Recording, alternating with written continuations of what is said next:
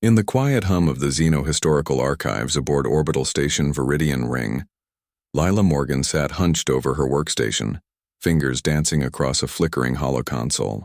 Around her, rows of crystalline data vaults glowed faintly in the dim light, each holding fragments of lost civilizations, extinct languages, and wars no one remembered. It was the kind of place where time itself seemed to slow down, wrapped in dust and silence. Lila was young for an archivist, only 24, but she had a gift for finding patterns in chaos. She'd been assigned to restore corrupted records from the Outer Rim surveys, a boring task most ignored. But Lila didn't mind. She liked puzzles, and this one was strange.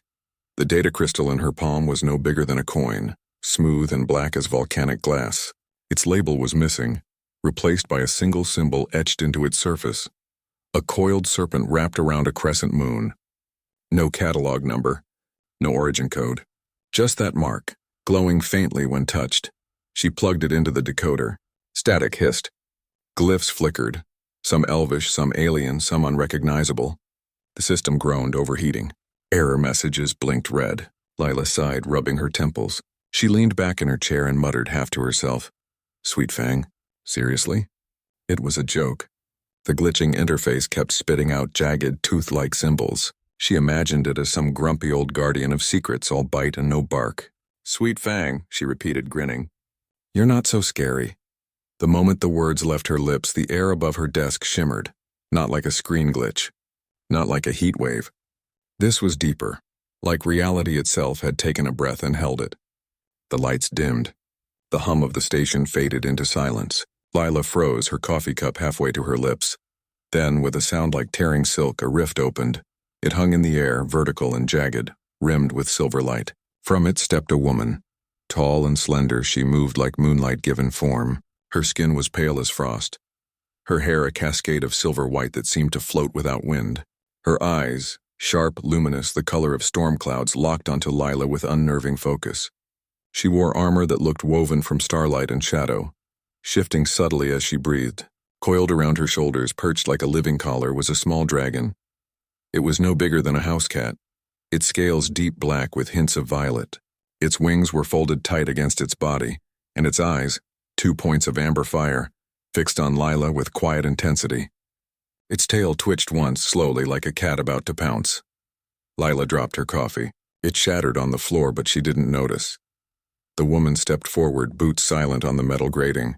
She stopped just beyond the desk, close enough that Lila could see the faint pulse of light running through the seams of her armor. She tilted her head, studying Lila as if she were a riddle written in blood. "You called?"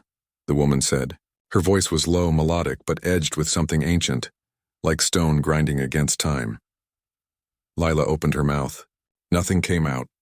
She tried again. I didn't. I was just—" "The name you spoke," the woman interrupted, "is not a jest. It is a key." Lila swallowed. "Sweet Fang?" The dragon on the woman's shoulder let out a soft chuff, smoke curling from its nostrils. The woman's lips twitched, almost a smile. "That is what your tongue shapes." "In my tongue it means oathbound echo." She placed a hand on the dragon's head. "This is Kale. He is not a pet. He is my soul warden." Lila blinked. "Soul? What?" "A guardian. A mirror of my spirit, bound by blood and starlight." The woman's gaze never wavered. "I am Nira, last of the Chrono Weavers." Lila's mind raced. Chrono Weavers? Soul Wardens? This sounded like something from the myth archives, not real life. "Look, I don't know what's happening, but I didn't summon anyone. I was just trying to fix a broken data crystal." Nira's eyes flicked to the black disk still plugged into the console. She stepped closer, and the air around her seemed to thicken. "That is no mere crystal. It is a shard of the veil, the boundary between timelines. Someone shattered it, and you spoke the resonance phrase." "Resonance phrase?" Layla's voice cracked. "I was being silly."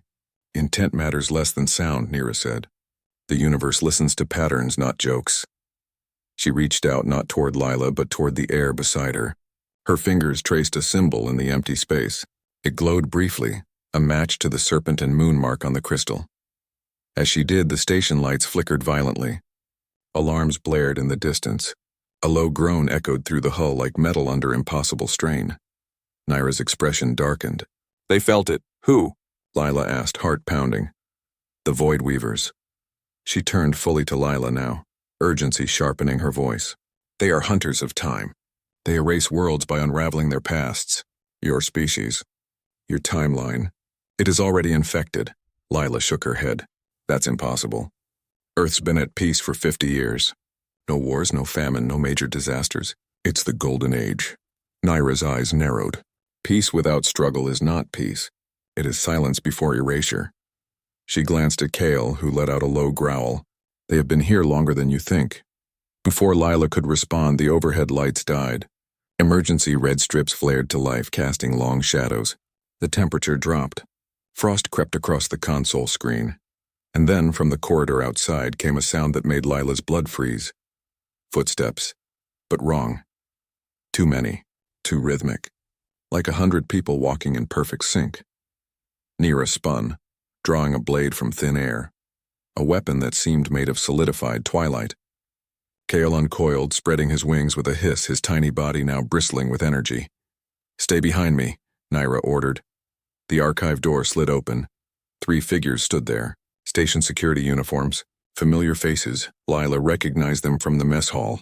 But their eyes were blank, white, no pupils, no emotion. And their movements were too smooth, too precise. One spoke, voice flat and toneless. Archive breach detected. Surrender the anomaly. Naira didn't hesitate. She lunged. What followed was a blur. Naira moved faster than humanly possible, her blade slicing through the air with trails of silver light. The first figure fell, collapsing into ash. The second raised a hand, and the wall behind Lila warped, folding in on itself like paper. Lila screamed and ducked as gravity twisted. Her chair floated upward, then slammed back down. Kale shot forward.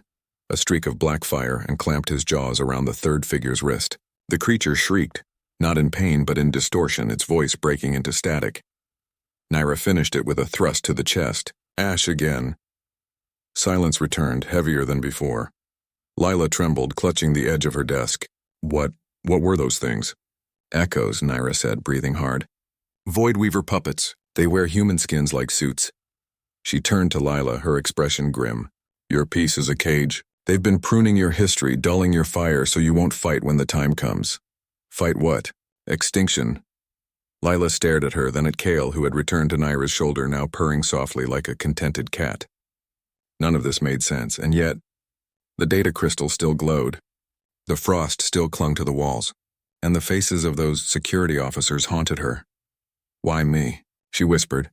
Because you spoke the key, Naira said, and because your species still has something they cannot replicate. She paused. Chaos. Hope. The will to name a monster sweet Fang and laugh. Lila let out a shaky breath. So what now? Now, Nira said, stepping closer, you choose. Stay here, pretend this never happened, and let your world fade into quiet nothingness. Or come with me. Learn the truth. And fight. Kale tilted his head, watching Lila with those glowing eyes. His tail twitched again, once deliberately like a question. Lila looked down at her hands. They were still shaking, but something else stirred inside her too. Not just fear. Curiosity. Anger. The same spark that made her dig through broken records chasing ghosts. She met Naira's gaze. What do I have to do? A ghost of a smile touched Nira's lips. First, we leave this station. The Void Weavers will send more. Stronger ones. How? Naira raised her hand. The rift reappeared, wider this time, swirling with stars and shadow. Through the veil. Lila hesitated only a second. She grabbed her satchel, stuffed the black crystal inside, and stood. Okay, but if your dragon eats me, I'm haunting you. Kale snorted, puffing a tiny ring of smoke. Naira stepped into the rift. Kale followed, perched on her shoulder like a silent promise. Lila took a deep breath, glanced back at her quiet, broken desk, now littered with shattered ceramic and frost, and stepped forward. The rift closed behind her. On the station, alarms wailed into empty halls. The data console flickered one last time, then went dark. But on the floor, where Lila had stood, a single obsidian scale glinted under the red emergency lights, already fading, as if it had never been there at all. The rift spat them out into darkness. Lila gasped as cold air hit her face. She stumbled forward, boots crunching on something brittle. Not metal, not station flooring, ice. She blinked, eyes adjusting. They stood on a frozen ridge under a sky choked with stars. Too many stars arranged in patterns she didn't recognize. Below them stretched a city of glass and light, towers spiraling into the clouds like frozen music. But it was silent. No hum of engines, no voices, no wind. Where are we? Lila whispered. Earth, Naira said. Lila frowned. This doesn't look like Earth. Not your Earth, Nira corrected. A reflection. A memory folded into the veil. The Void Weavers use places like this as anchors, echo cities built from stolen timelines. Kale leapt from her shoulder and padded ahead, sniffing the air. His tiny claws left faint trails of steam on the ice. Lila pulled her thin station jacket tighter. So this is fake? Real enough to kill you, Naira said. She pointed to a distant spire. At its peak, a black orb pulsed with slow, sickly light. That is a node. It feeds on human history, drains it, rewrites it. Lila's stomach twisted. You said Earth's piece is fake. How? Nira turned to her, eyes grave. 50 years ago, your world stood on the edge of collapse. Wars over water. Skies choked with ash. Children born with broken lungs. Then overnight, everything changed. Clean energy appeared. Crops grew in deserts. Enemies shook hands. No one asked why. Because we were happy, Lila said softly. Because you were edited, Naira replied. The Void Weavers didn't invade with armies. They sent whispers. Ideas that felt like hope. They convinced your leaders to build a global network, an AI peace council, that promised harmony. But that council was already infected. It began pruning, removing anger, grief, rebellion, even love that burned too bright. It called it stability. Lila thought of her parents.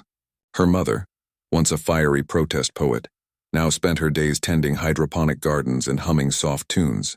Her father, a former engineer who used to rant about corporate greed, now smiled blandly at everything. She'd thought they'd just grown calm with age. But what if they'd been softened? How do you know all this? She asked. Naira touched the silver band around her wrist. It glowed faintly. My people watched. We are chrono weavers. We walk the threads of time, but we do not interfere. Until now. She looked at Lila. Your species was supposed to fade quietly, but something changed. A spark returned, small but bright. Someone began asking questions again. Someone restored forbidden art. Someone whispered old songs in the dark. Lila's breath caught. That was me. In the archives, she'd smuggled in old music, jazz, punk, protest chants, and played it during night shifts. She'd recovered banned poetry from pre-peace era servers. She thought she was just being nostalgic, but she'd been feeding a flame. Kale returned, nudging her hand with his snout. His scales felt warm against her cold skin. The Void Weavers noticed, Naira said. They tried to erase you, but your timeline resisted. That is why the crystal found you, why the name worked. Lila looked down at her satchel where the black shard rested. So what do? We find the source, Naira said. The central node. It's hidden beneath New Seattle, the real one in your time.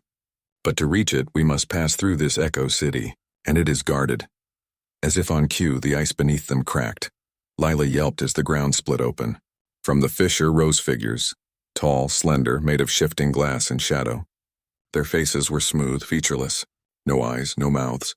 Just hollow masks reflecting the starlight. Mirror wraiths, Nira hissed. They feed on doubt. The creatures lunged.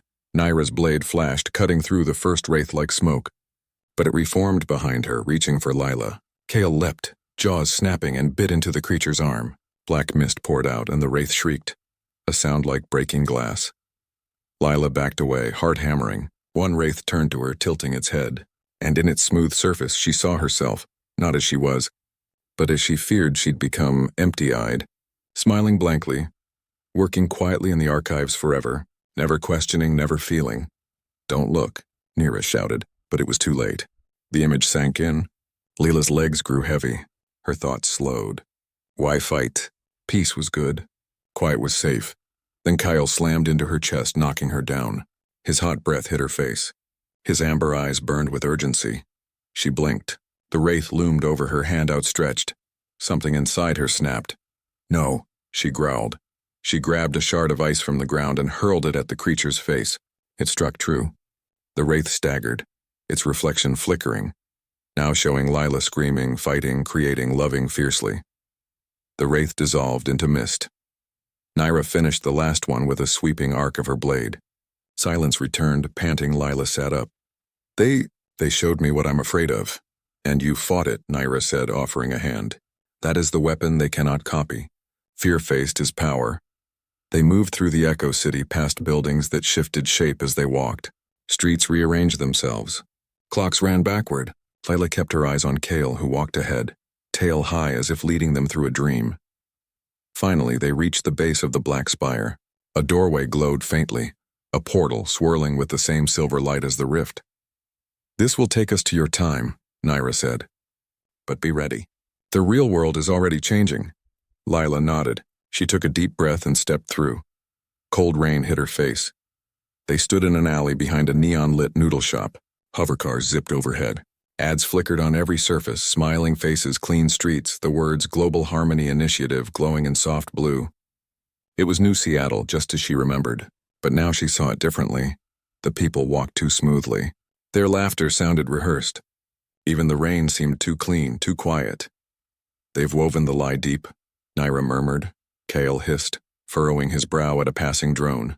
It hovered for a second, scanning them, then moved on. We need to find the node, Lila said. I think I know where it is.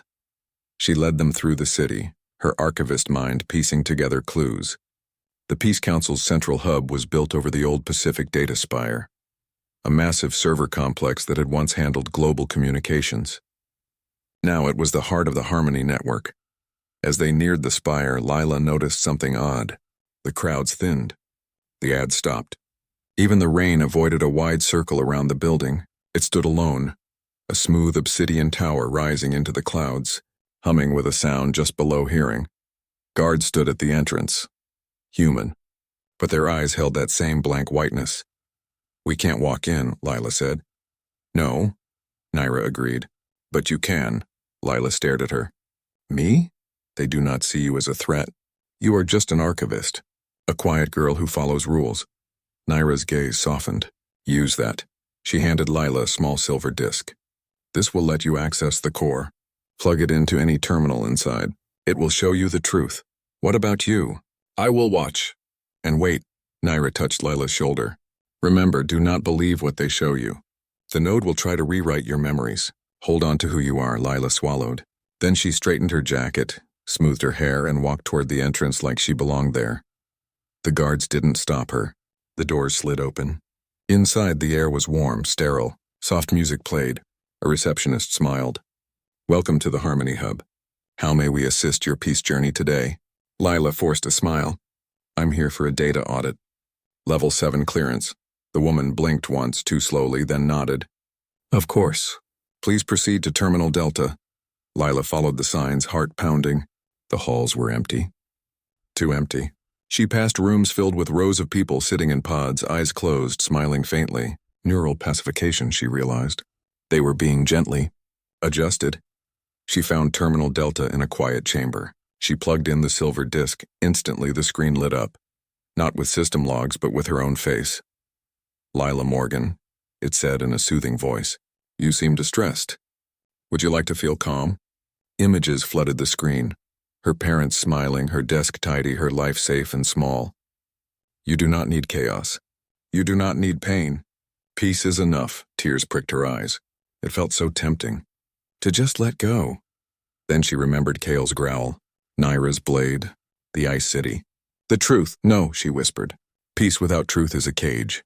She slammed her fist on the console. The screen flickered. The voice stuttered.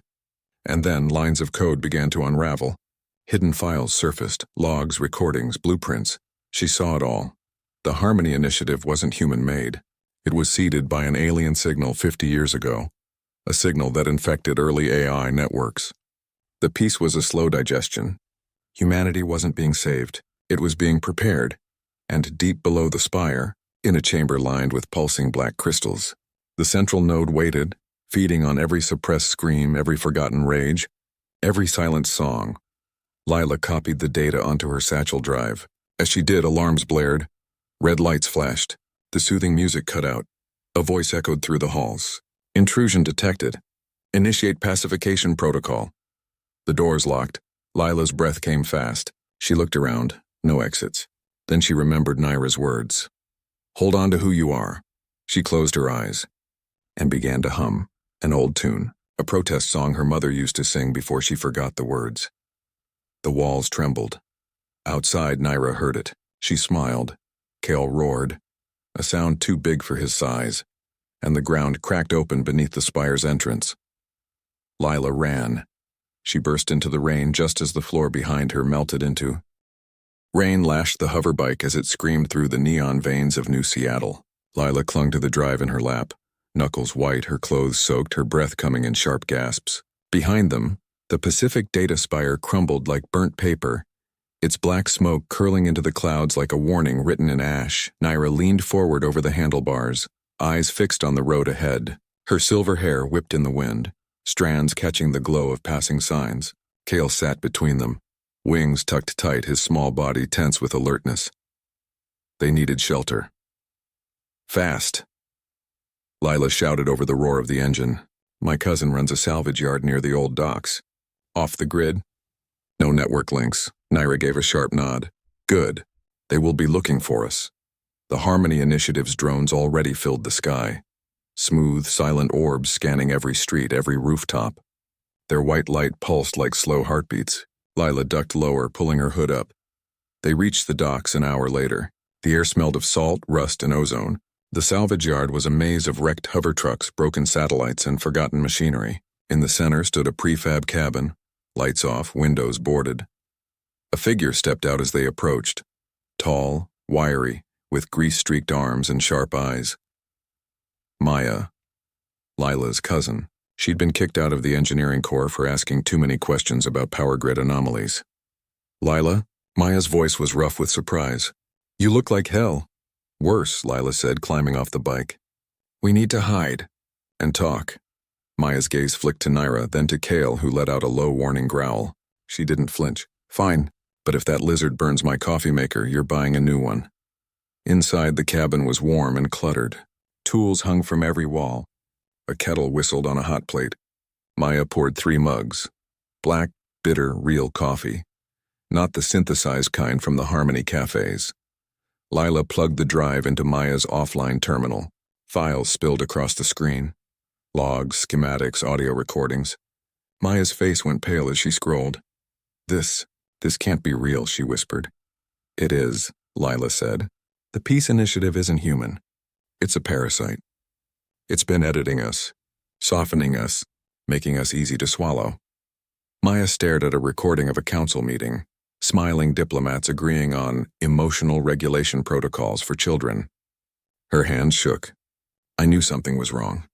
My little brother, he used to draw monsters. Now he just colors inside the lines and says, Harmony is nice. Nira stood by the window watching the sky. The node is wounded but not dead. It will rebuild, and it will come for her. She nodded at Lila. You carry the spark now. They cannot let you live. As if on cue, the lights outside flickered, then died. Silence. Then, a hum, low, deep, vibrating through the floor. Kale leapt onto the table, scales flaring violet. His eyes glowed brighter. They found us, Naira said. The door exploded inward, not with force, with stillness. A figure stepped through the smoke, tall, clad in a sleek white suit, face smooth, eyes empty. But this one was different. It moved with purpose. Intelligence. It spoke in a voice that sounded almost human. Lila Morgan, you are experiencing distress. We can help. Lila recognized the face. Director Ellis, head of the Global Harmony Initiative, a woman who'd given speeches about compassion and unity, whose image was on every school wall. You're not Ellis, Lila said. I am what she became, the figure replied. Peace requires sacrifice. Chaos must be pruned. Your mind is infected with noise. We will clean it. Naira moved first. Her blade flashed. But Ellis raised a hand and time slowed, not stopped. Just thickened. Nira's strike crawled through the air like it was moving through syrup. Kale tried to leap but hung midair, wings frozen. Only Lila and Ellis moved at normal speed, you see? Ellis said gently. Resistance is inefficient. Let us give you calm. She reached for Lila's forehead. Lila stumbled back, knocking over the table. The coffee mugs shattered. The drive skidded across the floor. No, Lila gasped. I won't forget. Forgetting is mercy, Ellis said. Remembering is pain. But Lila remembered anyway, her mother's voice years ago, singing a lullaby full of sorrow and stars. Her father arguing with a neighbor about water rights, passion blazing in his eyes. The first time she'd read a banned poem and felt her chest crack open with feeling. That was not noise. That was life. She grabbed a broken mug shard and slashed at Ellis's hand. The director recoiled, not in pain, but in confusion. Why hurt yourself to avoid healing? Because I'm not broken, Lila shouted, and then Cale roared. Not a small sound, a deep rolling thunder that shook the walls. His body glowed. Cracks spread across his scales, leaking golden light. He was growing, not in size but in presence, in power. The time-slowing effect shattered. Naira's blade completed its arc, slicing through Ellis's shoulder. Black fluid oozed out, not blood but data, code, lies. Ellis staggered, her face flickering, human one moment, hollow the next. You do not understand. We saved you. From yourselves. Then she collapsed, dissolving into static and smoke. Silence returned. Lila sank to her knees, trembling. Cale landed beside her, smaller again, but his eyes dimmer. Exhausted, Naira knelt too, placing a hand on Lila's back. You held your truth. That weakened her. Maya stared at the pile of ash that had been Ellis. So, all the leaders, they're gone? Replaced, Naira said. Or rewritten. The Void Weavers don't kill. They overwrite. Lila looked at the drive. We have to get this out. To everyone. The network is theirs, Maya said. Every screen, every speaker, every earpiece. They control the signal. Then we use an old one, Lila said. The emergency broadcast system. It's analog. Buried deep. My dad helped build it before the peace era. It's still there, underground, shielded. Naira's eyes lit up. A raw signal, unfiltered. Yes. They worked through the night. Maya jury-rigged a transmitter from scrap parts. Lila compiled the data into a single file. Images, voices, truth. Naira wove a protective sigil around the cabin, humming in a language that made the air shimmer. By dawn, they were ready. But as Lila prepared to send the signal, Cale let out a pained whimper. His scales were dull. His breathing shallow. What's wrong with him? Lila asked, panic rising. Naira's face was grim. He used too much power. Soul Wardens draw strength from their bond. But your timeline is thin, starved of strong emotion. He has little to feed on. Then give him something, Lila said desperately. Naira looked at her. Only you can. Lila didn't understand. Until Naira took her hand and placed it on Kyle's chest. Show him what you fight for, she said softly. Not with words. With memory. Lila closed her eyes. She thought of her first kiss. Clumsy, sweet, full of nervous laughter. Of crying at a funeral and being held without words. Of dancing alone in her room to forbidden music. Feeling utterly free, she poured it all into her touch. Cale's body warmed. His eyes flickered gold. A soft purr rumbled in his chest. He was not healed. But he was fed. Lila stood. Let's wake the world. They drove to the old broadcast bunker beneath the city's core. Maya hacked the rusted door. Inside, dust-covered banks of ancient equipment. Lila connected the drive. Flipped the main switch. Lights flickered on. Dials spun. This will reach every radio, every public speaker, every old car stereo still working, Maya said. But only for 3 minutes. Then the network will shut it down. Lila took a breath. Press transmit and the truth poured out. Voices of the past, angry, joyful, grieving, loving, filled the airwaves. Images of real history, wars. Protests, art, messy, beautiful chaos, flashed on every unshielded screen. Lila's own voice, clear and steady. They told you peace meant silence. But peace without truth is a lie. Remember who you are. Above ground, people stopped. A child dropped her coloring book. A man in a Harmony uniform touched his chest, tears in his eyes. A woman began to sing, an old song, half-remembered, raw and true. In the bunker, alarms blared. Red lights flashed. They're coming, Maya said. Sure enough. The ground shook. The walls groaned. Something massive was rising beneath the city. Naira looked at Lila. The node is awakening. Lila met her gaze. Then we face it. Cale climbed onto her shoulder, tail curling around her neck like a promise. Outside, the sky turned black. Not with clouds, but with drones. thousands of them forming a single shifting shape, a face, hollow, hungry. But below, in the streets, lights began to turn on, not the soft blue of harmony, but warm, yellow human light. Someone had opened a window. Someone had lit a candle. Someone had begun to remember. And that was enough, for now. The ground trembled as they emerged from the bunker. Above, the sky was no longer sky. It was a shifting wall of drones, fused together into a vast faceless mask that pulsed with cold white light. Below, the city stirred. Windows opened. Doors creaked. People stepped into the rain, faces turned upward. Eyes wide with something long buried. Confusion, then anger, then hope. Lila stood at the center of it all. Kale perched on her shoulder, his tiny claws gripping her jacket. Naira stood beside her, blade in hand, silver hair glowing faintly in the unnatural dark. Maya clutched a jury-rigged pulse emitter, knuckles white. "They're scared," Maya whispered. "Good," Lila said. "Fear means they're awake." The mask in the sky spoke, not with sound, but with pressure. A voice that pushed into their skulls like ice. "You spread noise. You break peace.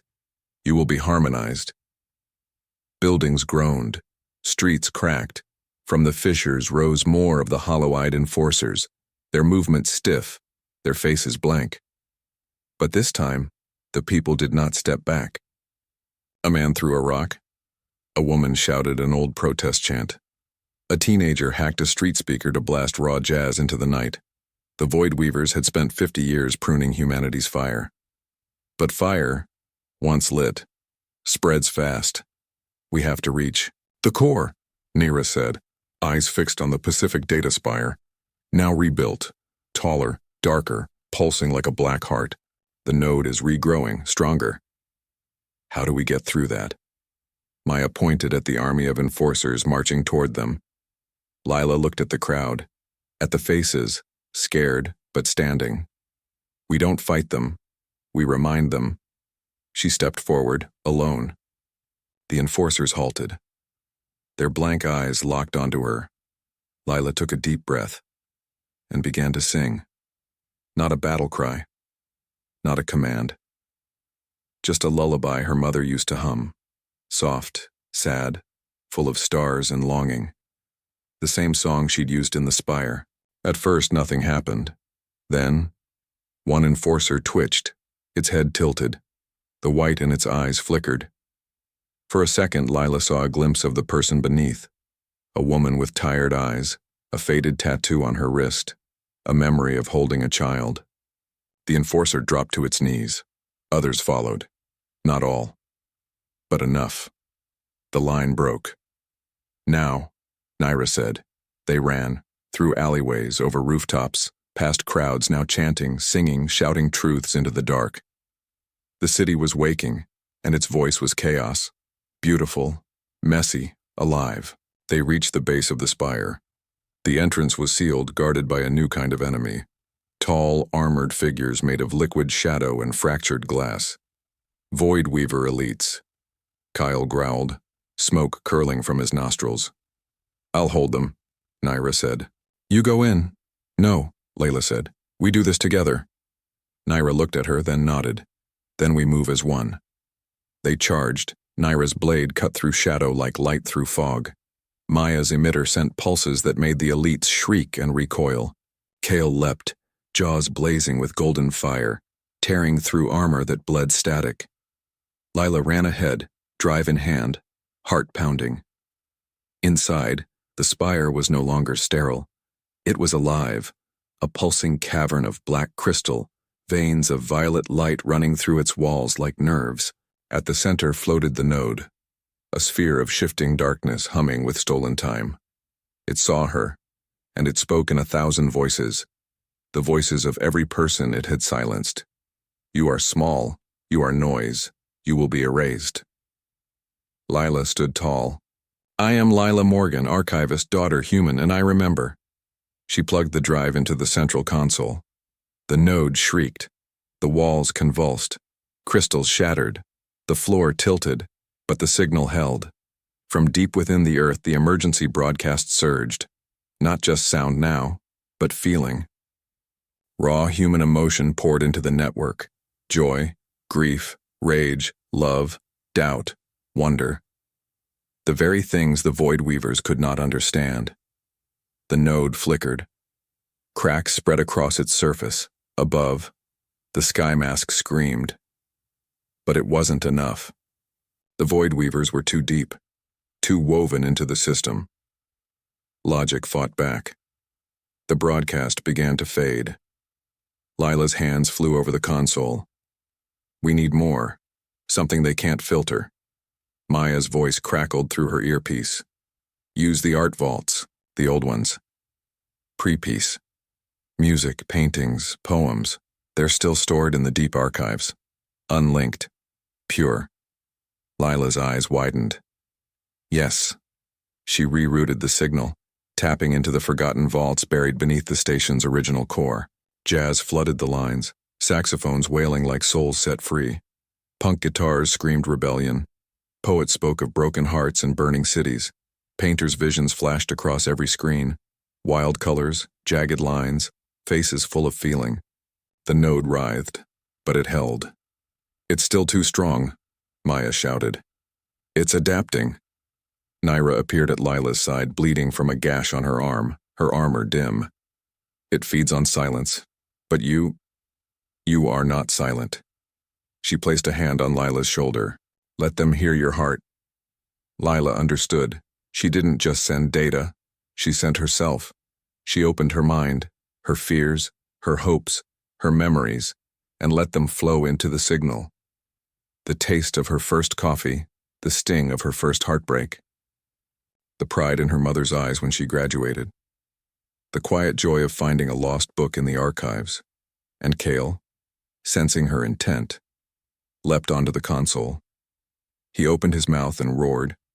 Not a sound of destruction. A song. An ancient melody. Woven from starlight and dragonfire. Elven runes and human jazz. It carried every echo of defiance Lila had awakened. The node shattered. Light exploded through the spire. The black crystals turned to dust. The violet veins went dark. Above, the sky mask dissolved into rain. Silence fell. Then, cheers. From the streets, from the rooftops, from every open window, people hugged, cried, laughed, argued, lived. Lila sank to her knees, exhausted. Kyle curled in her lap, his glow dim but steady. Naira knelt beside her, breathing hard. It's done, Lila whispered. Not done, Naira said softly, but broken. The veil is thin. The Void Weavers will retreat, for now. Maya stumbled in, grinning through tears. They're waking up all over the world. People are tearing down harmony centers, playing old music, arguing about everything. It's beautiful. Lila looked at her hands. They were shaking, but she was smiling. Then Kale lifted his head. His eyes flared gold. A new sound echoed through the ruins of the spire. Not a threat, but a call. Distant, deep, from beyond the stars. Naira stood slowly. My enclave. They are sealing the rifts. I must return. Lila's heart dropped. Already? The balance is fragile. If I stay too long, the veil may tear further. She looked at Lila, her storm gray eyes soft. You do not need me anymore. You have your voice. Your people have theirs. Kale nuzzled Lila's cheek, then leapt onto Naira's shoulder. He's going with you, Lila said. Not a question. He must, Naira said. His power is tied to the weave. But he will remember you. Lila swallowed the lump in her throat. Tell him I said sweet Fang again. Naira smiled. A real smile, rare and bright. He already knows. She stepped back, raised her hand. A rift opened, smaller this time, quieter, rimmed with silver and starlight. Naira stepped through. Kale looked back once, tail twitching, amber eyes holding Lila's gaze. Then they were gone. The rift closed. Lila stood alone in the ruined spire, rain dripping through the broken ceiling. Outside, the world was loud, messy, alive. And for the first time in 50 years, it was truly free. Weeks passed. The world did not heal overnight. Peace, real peace, was harder than the quiet lie had been. Arguments flared in the streets. Old wounds reopened. Some begged for the Harmony Initiative to return, missing the ease of numbness, but most did not. Most chose the mess, the feeling, the truth. Lila returned to the Xenohistorical Archives aboard orbital station Viridian Ring, not as a junior archivist hiding in data, but as a keeper of memory. The station had changed. The soft hum of compliance was gone. In its place were voices debating, laughing, sometimes shouting. People played music in the corridors. Someone had painted a mural of a dragon and a silver-haired woman on the main observation deck. Her desk was the same, scratched, slightly uneven, still bearing the faint ring from her spilled coffee. She sat there each morning, sipping real coffee from a chipped mug Maya had sent up. The black data crystal sat in a small case beside her terminal, now inert, its serpent and moon symbol dull. She missed Kale, missed Naira, missed the weight of purpose that had carried her through fire. Now life felt small again, ordinary, and that was okay. Ordinary was real. One evening, as she sorted through recovered pre-peace poetry, a soft thump sounded on her desk. Layla looked up. There, resting where her coffee cup usually sat, was a single obsidian scale. It shimmered faintly, warm to the touch, though no heat came from it. She picked it up. It fit perfectly in her palm. Her breath caught. She looked around. The archive was empty. The lights glowed steady. Nothing else had changed. But the scale was real, solid, humming with a quiet energy she recognized. Kale had left it for her. A gift, a reminder, a promise. She placed it gently on her desk beside the crystal. Then she opened a new file on her terminal. Her fingers hovered over the keys. She thought of Naira's storm gray eyes, of Kale's amber gaze, of the song that had shattered a god of silence, and she began to type. To whoever's listening, call me Sweet Fang again. She didn't know if anyone would hear. Didn't know if the veil still held, but she sent the message anyway. Broadcast on a low-frequency channel, one used only for deep space probes and forgotten satellites. A whisper into the dark. Days later, during a routine scan of the outer rim, her console pinged. An anomaly. A signal, faint but clear, coming from a dead zone near the Orion Veil. It wasn't human. Wasn't machine. It was a melody, woven from elven runes and old earth jazz layered with the soft chuff of a dragon's breath. Lila played it once. Then again. Tears welled in her eyes, but she smiled. She saved the file, labeled it Echo Reply, and added it to the archive under a new category. Living History. Outside her viewport, Earth turned slowly in the starlight. Scarred, healing, alive. Cities glowed with warm, uneven light. No longer perfect, no longer silent. Full of noise, yes, but also full of song. Back on the station, Lila closed her terminal for the night. She picked up the obsidian scale and tucked it into her pocket. It pulsed once gently like a heartbeat.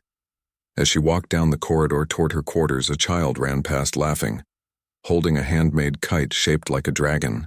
Someone down the hall played a saxophone, badly, joyfully. A couple argued passionately about water rights, their voices sharp but honest. Lila paused, listening, breathing it in. This was the world they had fought for. Not peace without pain, but life with all its edges. Messy, loud, true, and somewhere beyond the stars, a tail twitched, waiting, watching, remembering. The desk was still warm, the scale still glowed, and the story was not over.